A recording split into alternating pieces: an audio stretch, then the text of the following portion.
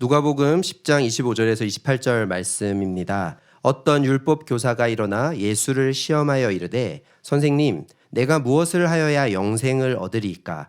예수께서 이르시되 율법에 무엇이라 기록되었으며 내가 어떻게 읽느냐? 대답하여 이르되 내 마음을 다하여 목숨을 다하며 힘을 다하며 뜻을 다하여 주 너의 하나님을 사랑하고 또한 내 이웃을 내 자신같이 사랑하라 하였나이다. 예수께서 이르시되 내 대답이 옳도다. 이를 행하라. 그러면 살리라 하시니. 여러분 반갑습니다.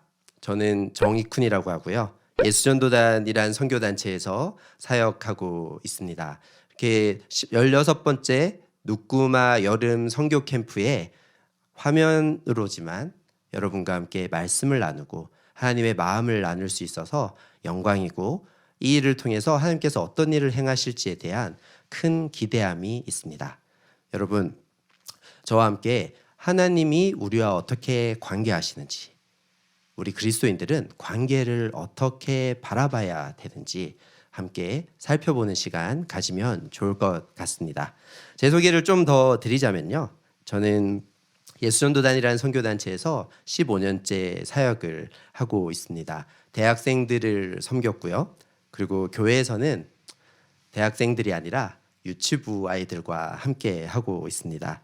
하나님께서 감사하게 한 여인을 저에게 보내주셔서 결혼하게 되고 3명의 자녀와 함께 하나님 나라를 위해서 씨름하면서 살아가고 있습니다. 이렇게 제 소개를 하는 이유도 우리가 오늘 관계에 대해서 배울 것이기 때문에 여러분들에게 제 소개를 좀 장황하게 나누어 드렸습니다. 제가 여러분들에게 2가지 질문을 드리고 싶습니다. 여러분 한번 들어보십시오. 그리고 생각해 보십시오. 첫 번째 질문입니다. 언제 하나님을 인격적으로 만나셨나요? 경험하셨나요? 두 번째 질문입니다.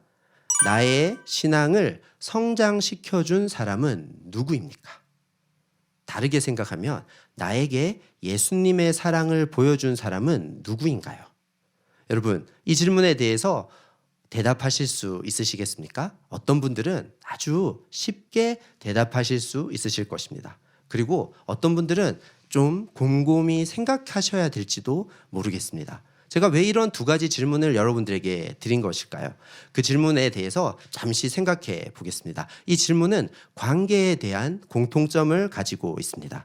1번 질문은 막연한 신에서 내 삶의 구원자가 되신 나에게 의미 있는 관계가 되신 예수님에 대해서 답할 수 있게 해주는 질문이죠. 두 번째 질문은요. 그래서 내가 예수님을 만났는데 구원을 얻었는데 예수님을 믿고 살아가는 것이 무엇인지 알려주는 존재, 그 존재와의 관계에 대해서 이야기할 수 있게 해주는, 생각할 수 있게 해주는 질문인 것입니다. 여러분, 오늘의 주제가 관계인데요. 이 단어에 대해서 생각해 봅시다. 여러분, 관계를 뭐라고 생각하시나요? 먼저 가장 제가 생각했을 때 먼저 떠올랐던 단어는 혼자 할 수 없는 것이라는 말입니다. 네, 여러분 관계 혼자 할 수 있으신가요? 관계는 뭔가를 주고받아야 되는 것입니다. 반드시 복수, 2명 이상의 사람, 존재, 대상이 있어야지만 형성되고 이루어질 수 있는 것이 관계라는 것이죠. 그리고 저는 또 이렇게 생각합니다. 그 관계가 그러면 결국 형성되고 계속 관계가 확장되었을 때 여러분 스스로 태어나신 분이 없으시잖아요. 부모의 관계를 통해서 그리고 조상들의 관계를 통해서 저희가 존재하고 인간뿐만 아니라 동물도 식물들도 관계에 의해서 존재하는 것을 생각한다면 관계는 세상의 본질이라고 이야기할 수도 있을 것 같습니다. 기독교적으로 한번 생각해 보십시다. 기독교적으로 봤을 때 관계는 무엇일까요? 바로 공동체는 관계를 통해서 존재하는 것 아니겠습니까? 기독교의 본질이 사랑이라고 말씀하시는 분들이 많이 있는데요. 사랑은 혼자 할 수 없는 것입니다. 그렇기 때문에 기독교는 관계라는 배경 안에서 형성되는 것이고요. 그 안에서 믿음, 소망, 사랑도 하나로 존재하는 것이 아니라 관계 가운데서 믿음과 소망과 사랑의 관계성 가운데서 존재하게 되는 것이고요. 무엇보다도 삼위의 하나님께서 관계 가운데 존재하신다라는 것을 우리는 명심해야 되는 것입니다. 오늘 본문을 아까 잠시 읽었습니다. 오늘 본문 말씀에 율법 교사가 예수님을 찾아와서 질문합니다. 예수님, 무엇을 하여야 영생을 얻을 수 있습니까? 그는 이미 답을 가지고 있었습니다. 예수님께서 율법에 뭐라고 나와 있느냐라고 했을 때 그가 대답하는 것이죠. 하나님을 사랑하고 내 이웃을 내 몸과 같이 사랑해야 된다라고 이야기하였습니다. 예수님은 그래, 그렇게 행하라. 그래야지 네가 살 거라라고 얘기하는 구절로 시작되는 그런 내용으로 시작되는 본문이었습니다. 여러분, 율법에 대해서 나오고 있습니다. 이스라엘 백성들은 하나님과 관계가 있었습니다. 하나님이 그들을 선택하셨고 그들에게 너네는 나의 백성, 너네는 나와 관계하는 민족이니까 이런 것들을 지켜야 된다고 얘기하면서 율법을 주셨는데요. 613가지를 주셨습니다. 해야 되는 율법 248가지, 하지 말라는 율법 365가지. 많죠? 이것을 줄이면 10계명이 됩니다. 두 돌판에 새겨졌던 하나님께 지켜야 될 계명, 이웃에게 지켜야 될 계명, 10계명이죠. 그런데 오늘 이 율법 교사는 놀랍게 이 613가지의 계명을 10계명에서 2계명으로 줄이고 있는 것이죠. 무엇이죠? 하나님을 사랑하고 이웃을 사랑해야 된다라고 말하고 있는 것입니다. 여러분, 한 가지 퀴즈 드릴까요? 하나로 줄이면 뭐가 될까요? 너무나도 당연하겠죠? 사랑이 되는 것입니다. 사랑해야 될 2개의 존재, 하나님과 이웃이 제시되고 있습니다. 하나님 사랑을 살펴봅시다. 여러분, 우리는 관계 가운데서 하나님을 사랑해야 됩니다. 여러분 다 하나님을 사랑하시죠? 이사야 43장 21절에는 이렇게 기록되어 있습니다. 이 백성은 내가 나를 위하여 지었나니 나를 찬송하게 하려 함이니라. 아멘. 주님께서는 우리를 지으신 이유, 우리와 관계하는 이유가 이들이 나를 찬양하게 하려고 나는 이들을 지었다라고 말씀하고 계신 것이죠. 창조주이십니다. 주님은. 그리고 창조주이시면서 전능자이십니다. 우리는 이 전능자이시고 창조주이신 주님을 알게 될 때 그분의 영광 가운데 나아가게 되는 것이죠. 원어적 의미로 영광이란 단어는 굉장히 무거운 것을 나타낸다고 합니다. 여러분, 우리가 주님의 영광 가운데 있다. 지금 저를 이 조명들이 비추고 있는데요. 우리가 이렇게 이 조명보다 훨씬 밝은 주님의 영광 가운데 나아가야 될 때 그 영광은 무겁기 때문에 납작 엎드리게 된다라는 것이죠. 하나님을 사랑한다라는 것, 주님을 높으심을 깨닫고 그 영광 가운데 나아가 주님을 예배하게 된다라는 것입니다. 하나님을 사랑하는 사람들은 예배로 나아갈 수밖에 없다라는 것이죠. 이웃사랑에 대해서 잠시 살펴봅시다. 여러분, 혼자 살 수 있도록 디자인되었을까요? 아니면 삼위의 하나님도 공동체로 존재하시는데 우리가 공동체로 이웃하며 벗하며 지낼 수 있도록 창조되었을까요? 우리는 후자의 디자인을 가지고 있다고 생각합니다. 이웃을 내 몸과 같이 사랑하라고 오늘 본문 말씀은 이야기하고 있습니다. 이 명령은 계속해서 이어지면 문화명령으로 이어진다고 생각하는데요. 창세기 1장 28절에서 제시되었던 생육하고 번성하고 땅에 충만하고 다스리라고 하시는 명령으로까지 나아갈 수 있는 것이죠. 관계가 확장되면서 주님이 우리한테 형상을 주셨기 때문에 우리 안에 주님의 능력이 들어오고 주님의 뜻이 들어와서 우리의 관계들이 확장됨으로 말미암아서 이 사랑이 번성해 가는 것이죠. 영역이 넓어지는 것이죠. 그래서 이웃사랑을 이루는 사람들은 선교로 나아가게 된다는 것입니다. 여러분, 2가지의 개념이 나왔습니다. 하나님을 사랑하라고 했습니다. 하나님을 사랑을 깨닫게 되면 예배하게 되는 것입니다. 이웃을 사랑하라고 했습니다. 이웃을 사랑하는 것에 움직이고 행하기 시작하면 우리의 삶은 선교로 나아가게 되는 것입니다. 그런데 이 부분에 대해서 그리스도인들만 고민했던 것이 아닙니다. 고대로부터 철학자들은 끊임없이 이 하나님 사랑, 이웃 사랑 이것에 대한 단어를 바꾸어서요. 이 세상의 진짜가 무엇인지에 대한 고민을 꾸준히 해왔던 것이죠. 바로 그것이 초월과 내재라는 개념입니다. 여러분, 초월에 대해서 말씀드리고 싶습니다. 플라톤이 초월에 대해서 잘 보여주는데요.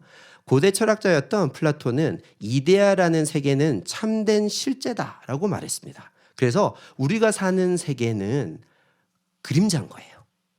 이데아라는 진짜 현실 세계가 있는데 그 세계가 빛을 비춰서 이렇게 그림자가 여기 맺히는 거죠.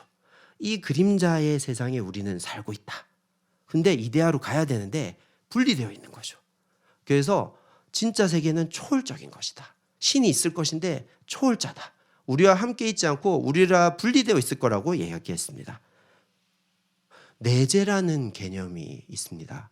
아리스토텔레스가 내재의 개념을 잘 보여주고 있는데요. 플라톤과 다르게 실제가 뭘까라고 할 때 아리스토텔레스는 이렇게 얘기했어요. 이데아? 아니야. 이 세상에 진료라는 것이 있을 거야. 그리고 형상이라는 게 있는데 형상이 세상인데 진료가 형상을 나타내. 여러분 점점 미궁에 빠지고 있죠. 그런데 이 진료라는 거 어렵지 않게 예를 들면 어떤 것에 본질적인 진료라는 게 있어. 그것이 진짜 이 세상을 설명해 줄 진리야 라고 이야기한 것이죠. 안에 있다라는 것입니다. 분리된 것이 아니라 우리 안에 있다라는 것이죠. 여러분, 이 두 개념을 기독교적으로 잠시 생각해 볼까요? 초월, 아까 말씀드렸지만 주님 높으신 분이십니다. 주님 영광 무거운 것입니다. 우리가 주님 앞에 나아가면 나아갈수록 우리의 죄성이 드러나는 거죠. 납작 엎드려질 수밖에 없고 진짜 죄인이구나. 주님 죽여주시옵소서 라고 하게 된다라는 것이죠. 여러분 깊은 예배를 경험하신 적 있으십니까? 깊은 예배 가운데 나아가면 처음에는 막 즐겁다가 뛸 듯이 기쁘다가 놀라운 예배를 드리다가 가장 마지막에 나타나는 것은 굉장히 놀라운 임재를 경험하게 된다라는 것입니다. 하나님의 높은 영광 앞에, 그 무거운 영광 앞에 아무 말도 할 수 없고 나란 존재가 납작 엎드려지는 페이스 다운 된다고 하죠. 그 시간을 경험하게 되는 것이죠. 내재를 기독교적으로 좀 생각해 보십시다. 그 본질적인 게 내 안에 있어요. 그걸 기독교적으로 설명할 수 있는 게 뭘까요? 형상으로 우리를 만들어 주셨다는 거죠. 주님의 형상이 있습니다. 주님이 우리와 분리되어져 있지 않고 우리 안에 뭔가를 넣어주신 거예요. 그렇기 때문에 우리는 주님을 닮을 수 있고 주님의 명령을 수행할 수 있고 그리고 우리가 주님을 닮아 나갈 수 있다라고 해석해 갈 수 있는 것이죠. 그래서 우리는 이웃을 사랑하면서 너에게도 형상이 있어. 너에게도 하나님의 형상이 있어. 네가 모를 뿐이야. 나 알게 해줄게. 이 땅을 다스리라고 하셔서 나아가야 돼. 다스려야 돼 하면서 선교를 해 나아가게 되는 것이죠. 그런데 두 개념이 다 아름답고 좋은 개념인데 철학자들은 이 두 개념을 합치고 싶어 했습니다. 초월과 내재를. 그런데요. 초월은 분리되잖아요. 내재는 포함되어 있잖아요. 개념 자체가 모순이에요. 겉면과 뒷면 같은 것이죠. 겉면과 뒷면이 어떻게 하면 만날까 고민했던 것이죠. 마치 이런 거예요. 철로를 봐. 철로 위에 섰어. 철로가 쫙 있지 않아? 네, 초월의 철로야. 그리고 내재의 철로야. 쫙 만나지 아마 저기 가면 하나가 될 거야 라고 철학자들이 이야기했던 것이죠. 그런데 여러분 막상 진짜 가보면 어떻습니까? 여전히 직선이죠. 떨어져 있는 것입니다. 누가 이것을 하나 되게 할 수 있는 것일까요? 누가 이것을 융합할 수 있는 것일까요? 그 정답은 바로 예수 그리스도라는 것입니다. 아멘이십니까? 여러분 예수 그리스도는 유일하게 이 철학적 난제에 답을 주신 분이십니다. 우리는 이미 알고 있죠. 하나님 사랑, 우리 주님의 영광 앞에 나가면 죽어야 되는 것입니다. 예수 그리스도 때문에 그 초월을 견디고 나아갈 수 있는 것이죠. 주님이 우리 안에 형상을 내어주셨지. 내 마음대로 할 거야. 내 자유의지로 그 형상 마음대로 쓸 거야. 내가 신이 되는 것입니다. 아니요. 예수님께서 너의 자아를 내려놓고 하나님께서 너를 진짜 어떻게 보는지 다시 설명해 주심으로 말미암아 우리에게 소명을 주시는 것이죠. 주님의 뜻 안에서의 선교, 예수님의 회복하심 안에서의 예배, 그것들을 통해서 우리는 초월과 내재의 모순을 극복할 수 있는 것입니다. 사실 놀라운 일인 것이죠. 아직도 철학자들은 이것들을 풀기 위해서 싸우고 있지만 우리는 이미 그 답을 알고 있는 것이나 마찬가지인 것입니다. 예수님이 우리의 해답이십니다. 그런데 이 예수님이 답을 알려주시고 답대로 살아라 라고 하시는 것이 아니라 예수님은 우리에게 오셨다라는 것이죠. 사실 예수님이 신이신데 인간으로 오셨고 우리와 함께 하셨고 우리와 관계하셨기 때문에 이 일이 가능하게 된 것입니다. 여러분, 하나님과의 관계가 끊어져 있었습니다. 그렇죠? 예수님이 십자가의 피 흘리심과 죽으심과 부활로 관계를 회복시키셨습니다. 그리고 우리가 회복되었는데, 하나님과의 관계가 다시 연결되었는데, 예배할 수 있게 되었는데 우리가 어떻게 살아야 될지 예수님 말씀하십니다. 세상 끝날까지 너희와 함께 하겠다라고, 땅끝까지 나아가라고 말씀하고 계신 거죠. 그래서 하나님을 사랑하고 이웃을 사랑하는 사람은 예배와 선교로 나아가는 사람인 것입니다. 그런데 더 멋진 한 가지의 개념을 여러분들에게 말씀드립니다. 여러분, 마태복음 11장 28절에서 30절까지 말씀 여러분 잘 아실 텐데요. 예수님께서 멍에에 대해서 말씀하십니다. 나에게 오라고 말씀하세요. 수고하고 무거운 짐진 자들아 나에게 오라. 그리고 멍에를 내려놓으라고 얘기하십니다. 거기까지 너무 좋아요. 그런데 주님께서 계속 얘기하시죠. 쉽고 가벼운 내 멍에를 지라고 이야기하십니다. 이게 무엇입니까? 수고하고 무겁고 죄 많았는데 결국 자기 멍에를 지라는 거니까 사장을 바꾸겠다는 겁니까? 내 일을 해라. 우리 집 알바는 쉽다라고 말씀하시는 것입니까?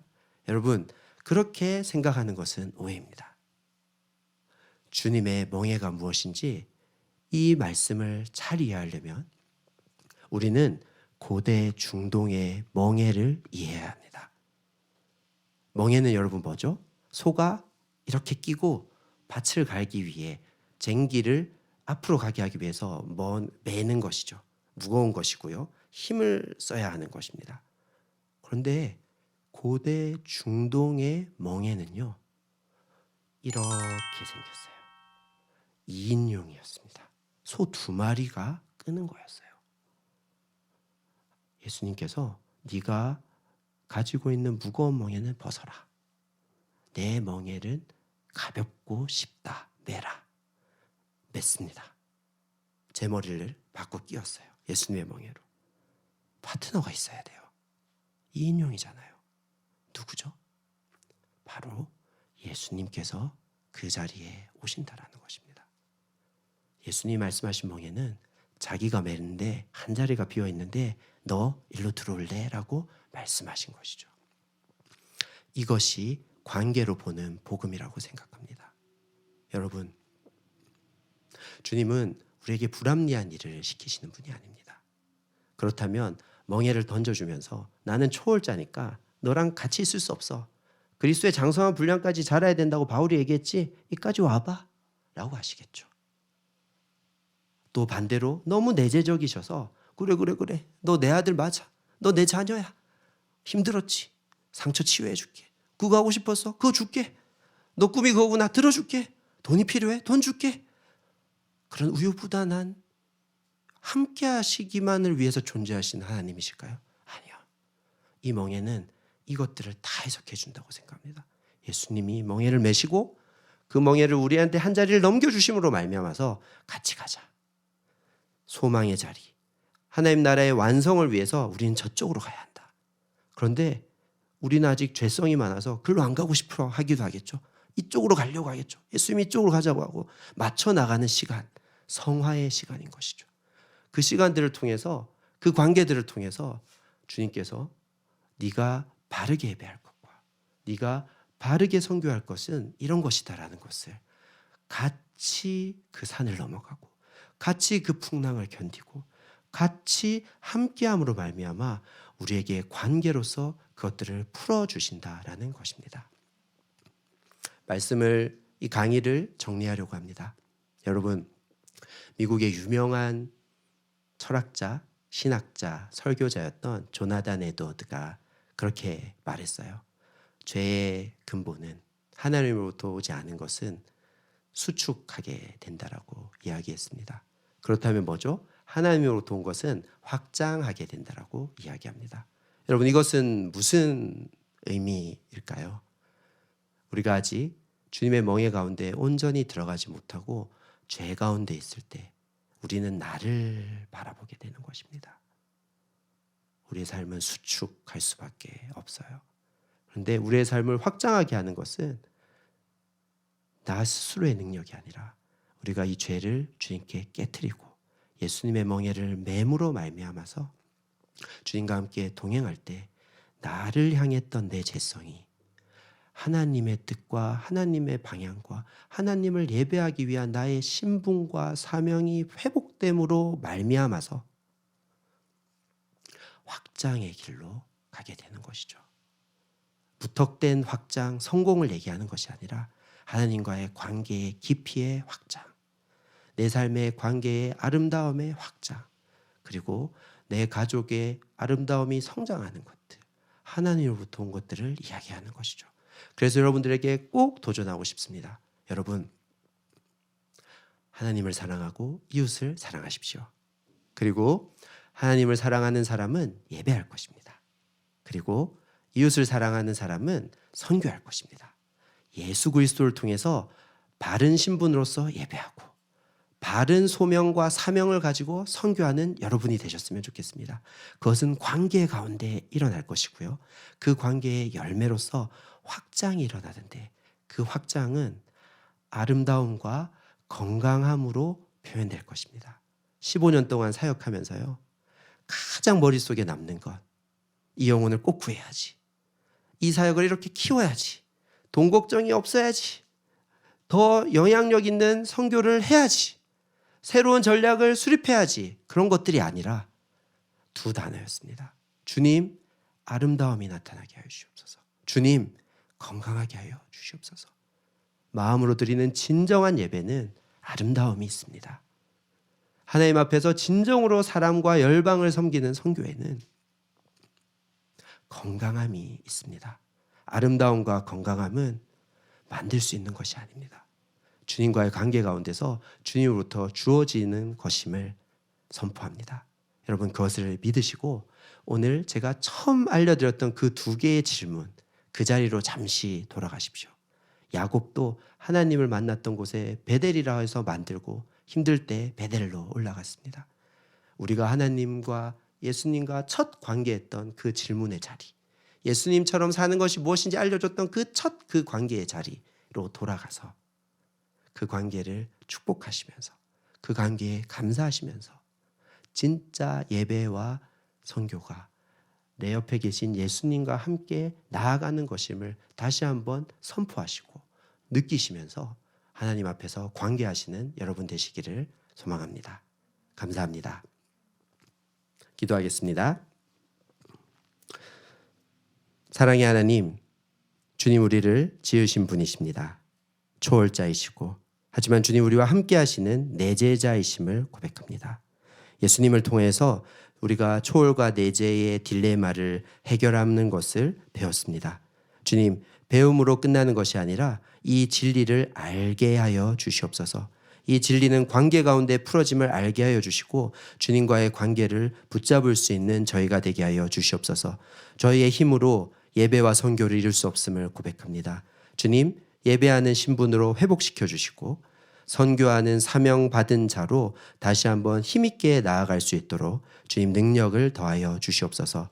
이 수련회의 자리에서 우리의 예배와 선교가 새롭게 정의되게 하여 주시고 그 일들에 주님께서 능력 주시고 주님께서 새롭게 그 관계 가운데서 확장을 주실 때 우리가 아름답고 건강한 모습으로 그 일들을 감당하는 하나님의 아들, 딸, 주님의 청직이 되게 하여 주시옵소서. 예수님의 이름으로 기도드립니다. 아멘.